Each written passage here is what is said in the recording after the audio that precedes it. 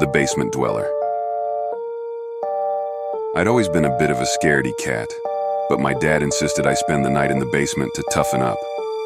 The basement was dark, damp, and smelled of old books and must.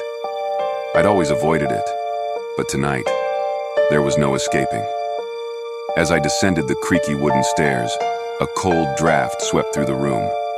I shivered, trying to shake off the feeling of being watched. The only light came from a single, bare bulb hanging from the ceiling, casting eerie shadows on the walls. I found an old couch and made myself comfortable, trying to ignore the strange noises coming from the other side of the room. A floorboard creaked, and I jumped. Then, I heard a faint, scratching sound. I froze, my heart pounding in my chest. Slowly, I turned my head toward the sound.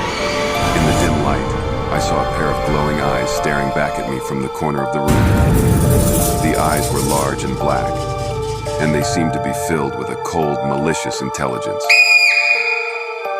Panic surged through me as I scrambled to my feet and ran for the stairs.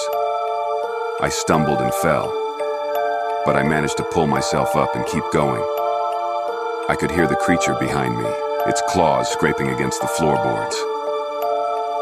Just as I reached the top of the stairs, I heard a loud crash. The basement door had slammed shut behind me. I turned around and peered down into the darkness. The eyes were still there, watching me with a cold, predatory gleam. I burst into tears and ran to my dad's room. He was fast asleep, but I managed to wake him up. When I told him about the creature in the basement, he just laughed. "It's probably just a rat," he said. I didn't believe him. I knew what I had seen, and I would never go back to the basement again. For more horror stories like this, please share and subscribe.